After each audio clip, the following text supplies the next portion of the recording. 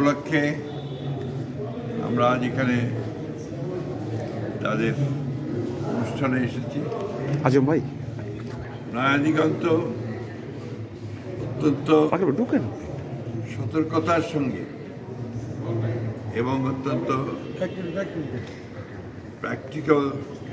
Pragmatic ওয়েতে তারা তাদের পত্রিকা চালিয়েছেন, যে কারণে শত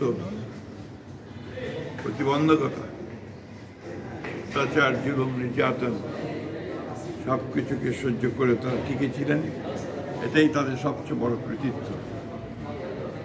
15 বছরের ফ্যাসিস্ট যে নির্যাতন, বিশেষ করে মিডিয়াকে তারা যেভাবে নিয়ন্ত্রণ করেছেন এবং মিডিয়াকে কন্ট্রোল করেছেন, এখানে নয়াদিগন্ত টিকে ছিলেন, এটাই হচ্ছে সবচেয়ে বড় কৃতিত্ব। আমি আগে বলেছি, আমরা নয়াদিগন্তের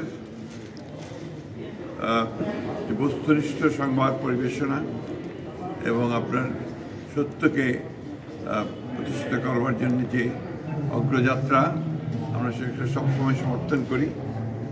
আমি আজকে তাদের প্রতিষ্ঠাবার্ষিকী তাদের ম্যানেজমেন্ট, সম্পাদক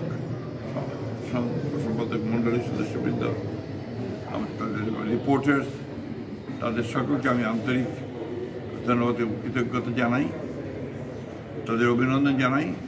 সেই সঙ্গে নয়াদিগন্তের অসংখ্য পাঠক যারা আছেন তাদের জন্য শুভেচ্ছা এবং তাদের অভিনন্দন।